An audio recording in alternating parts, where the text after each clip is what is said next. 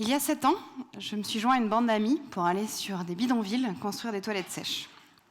Je n'avais jamais mis les pieds sur un bidonville et j'y suis allée animée par une certaine curiosité, mais également pour rencontrer un politologue qui œuvrait sur place et qui m'intriguait. Quelques semaines après, tous ces efforts et les nôtres, comme bien souvent, se sont trouvés rasés par une pelleteuse. À la suite de cela, j'ai vu passer, comme à chaque fois, les titres de presse qui nous annonçaient qu'un bidonville insalubre avait été rasé et que l'ensemble des familles avaient été relogées par le préfet. Mais cette fois-ci, j'ai vu passer les images de ces fameux hôtels et j'ai vu passer le coût faramineux de ces hôtels. Ces nuits qui étaient vendues à l'État, à nous en somme. Et là, j'étais révoltée. J'étais révoltée contre moi-même d'avoir cru sans sourciller ces titres de presse. Il s'est produit à ce moment-là un basculement dans mon travail et j'ai choisi de transformer ma pratique et de mettre mes compétences au service de ceux et celles qu'on ne regarde pas assez et, tant qu'à faire, dans des situations où il est question de dépenses publiques.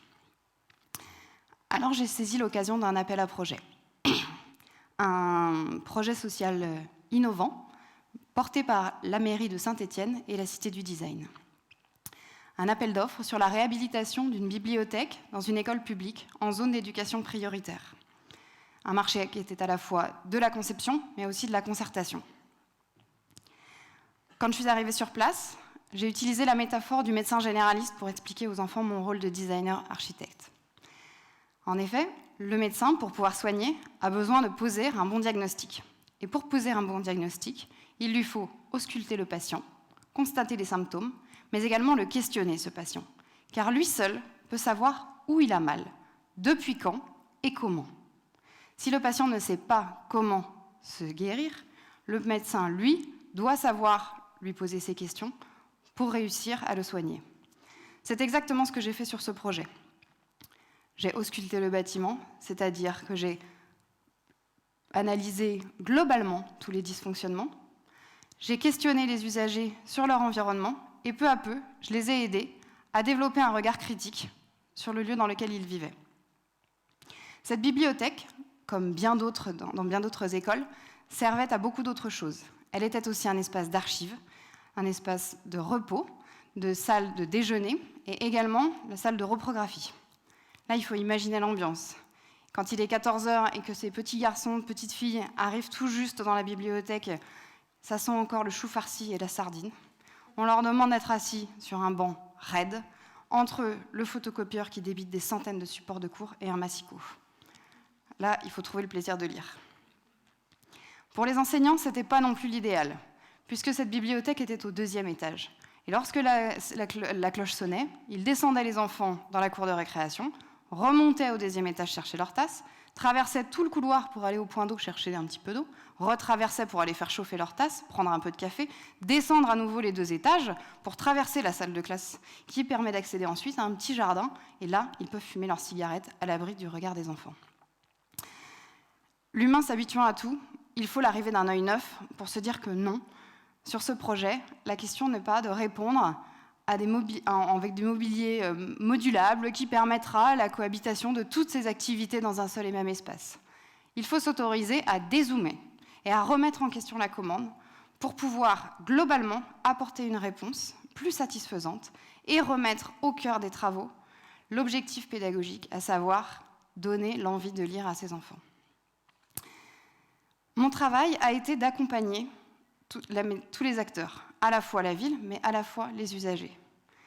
Nous avons déplacé la bibliothèque au rez-de-chaussée pour pouvoir ainsi profiter de l'accès direct sur le petit jardin et des 3 locaux contigus qui étaient vacants pour délocaliser la cantine, la cuisine et l'espace de reprographie.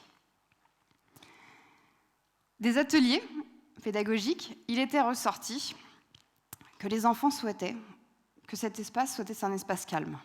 Jusque-là, tout allait bien. Mais, au-delà de cela, ils avaient décidé de l'ambiance générale et s'étaient accordés sur le fait qu'ils avaient envie d'être comme allongés au milieu d'une grande vague turquoise. Je ne vous cache pas mon désarroi ce soir-là, quand je suis rentrée chez moi. Je n'imaginais pas du tout le monde aquatique avec le monde littéraire. À ce moment-là, j'ai bien saisi quel était mon rôle à moi de designer. Je devais être la traductrice de leurs intentions et réussir à donner forme à ce qu'ils ne sont pas capables de nommer. Ensuite, je voudrais aborder un point qui est très important pour moi, parce que si justement j'ai été comme ça, très désarçonnée par leurs demandes, j'ai joué le jeu. Pour moi, l'honnêteté de la collaboration est très importante. Certes, je ne savais pas comment m'y prendre, mais je devais respecter leurs paroles. Il est important de ne pas faire croire aux usagers des concertations que ce sont leurs réponses que l'on va appliquer. Mais il ne faut pas non plus leur demander leur avis sans savoir en tenir compte. Alors la vague, une fois traduite, ça donne ça. Une estrade qui dévale dans la pente, qui permet la modularité des positions, une grande ligne d'horizon qui structure l'espace, et les signes typographiques qui font le lien et nous permettent de dessiner des mouettes et des vagues. Ce travail, nous avons réussi à le faire parce que l'équipe était dans un cadre de confiance et ce sont des personnes engagées dans une quête de bon sens. Et nous avons également réussi à le faire grâce à l'investissement financier de la mairie.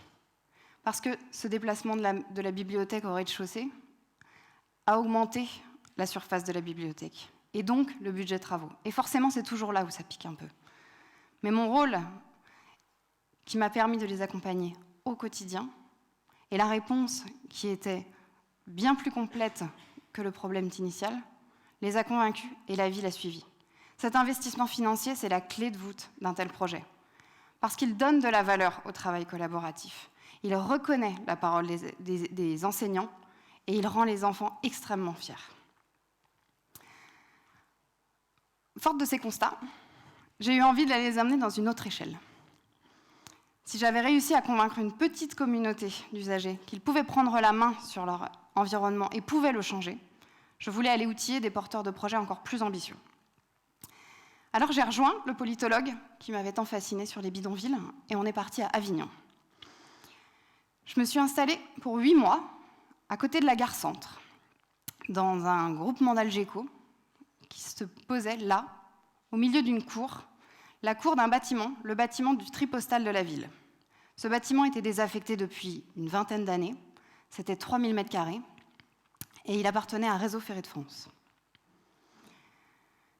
Dans ces Algeco œuvrait au quotidien une association qui accueillait les personnes sans abri pour leur offrir du temps et un toit pour pouvoir se retaper. Un toit, oui, mais un toit extrêmement précaire, celui d'un Algeco. L'envie de partir dans un bâtiment plus grand, un vrai bâtiment, un bâtiment solide, était là, mais les projets n'aboutissaient jamais. Je me suis retrouvée aux côtés de cette association parce que son nouveau directeur général avait décidé de ne plus choisir cette option-là, de ne plus chercher à partir, mais bien de passer à l'abordage du bâtiment tripostal lui-même. 3000 m², on n'allait pas faire 3000 m² de pauvres, ça n'aurait eu aucun sens. Mais alors, qu'est-ce qu'il faut inventer ? C'est sûr, il faut aller au-delà de cette question de l'amélioration physique des espaces d'accueil. Nous avons proposé d'élaborer conjointement un programme de réhabilitation de ce bâtiment à partir des problèmes rencontrés au quotidien. Mais alors, que proposer ? Quelle mixité ? Comment vivre avec ces personnes qui désirent cette ville, qui désirent cette mixité, mais qui en sont exclues depuis tant d'années ? À quel moment ? Pour y faire quoi ? Quelles activités ? Comment faire ensemble ?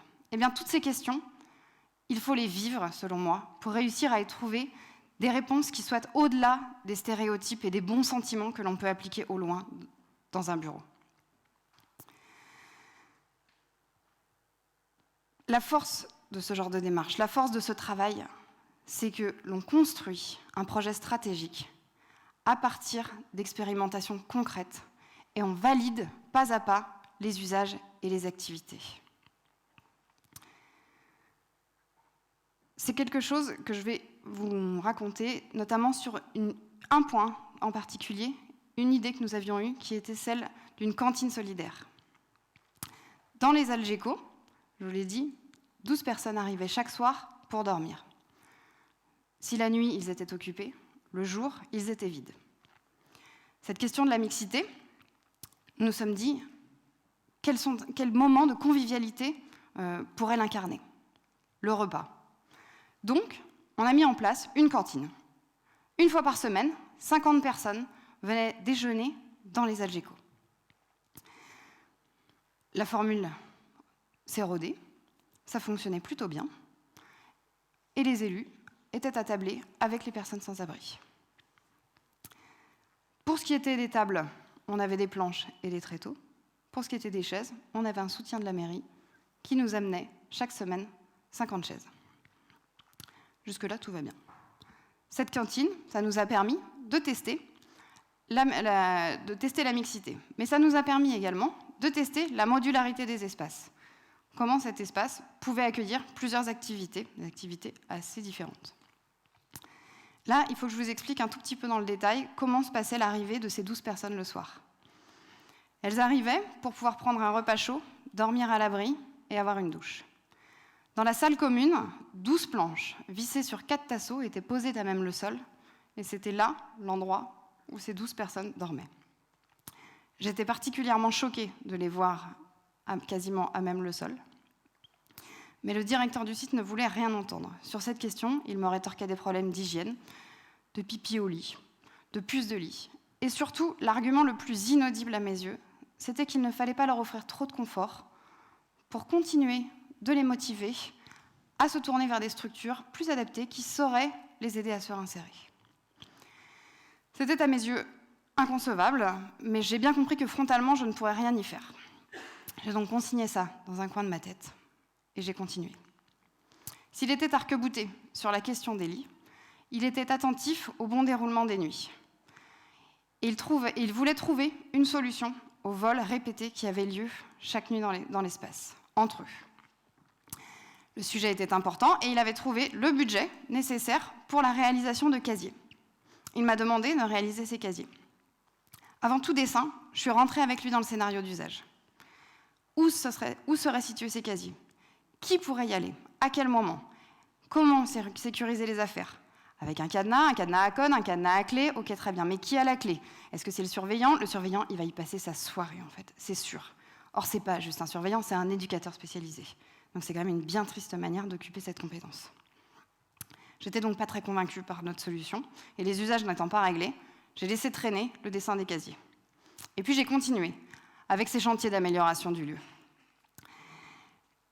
Et la solution est arrivée par un biais que je n'attendais pas. J'ai reçu un coup de fil de la mairie qui m'a expliqué qu'elle était bien désolée, mais que la mairie était là pour pouvoir équiper des lieux de manière événementielle, mais pas au quotidien. Or là, ça faisait des semaines qu'ils venaient chaque fois avec les 50 chaises. Donc pour la semaine prochaine, je n'aurai pas 50 chaises. J'avais donc d'un côté une envie de pouvoir continuer dans cette grande cantine, mais je n'avais pas d'assises. Et de l'autre côté, j'avais des personnes qui dormaient à même le sol, et j'avais de l'argent pour mettre de côté, pour protéger leur sac. Alors là, banco, on a justement croisé ces deux faisceaux de contraintes, et on a trouvé une solution. On a créé des lits banquettes. Le dessin de ces lits banquettes a été fait de telle manière qu'un homme allongé sur la banquette permettait, pour la cantine, d'avoir 8 personnes adossées, dos à dos. La hauteur de l'assise permettait de pouvoir ranger les affaires sous le corps. Et ainsi, une fois allongé, la question du vol et des clés était réglée. Le budget de l'un a servi à l'autre. C'est une de mes plus belles victoires sur ce projet.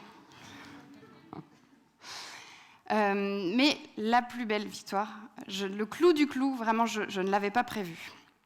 Pour réaliser ces banquettes, j'ai monté un chantier. Et pour piloter ce chantier, je me suis appuyée sur Yarek, un type qui venait chaque soir dormir à l'accueil de nuit, un type doux, à la rue, le genre de mec qui la ramène pas, mais qui a assuré. Le fait de vivre avec lui au quotidien et la confiance que nous avions tissée, lui et moi, m'a permis de déléguer le chantier.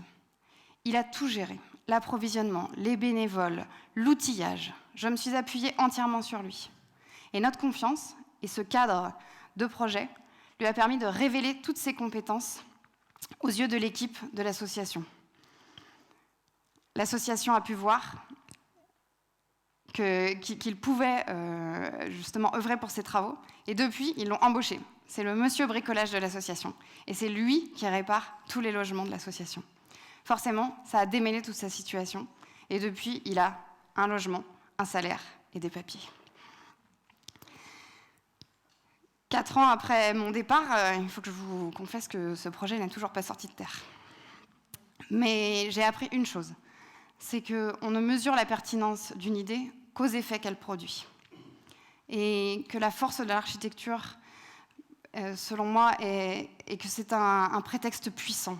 Et que si on s'en saisit collectivement, on peut faire réveiller des envies et révéler des personnes. Merci à ceux et celles qui m'inspirent et qui me font confiance.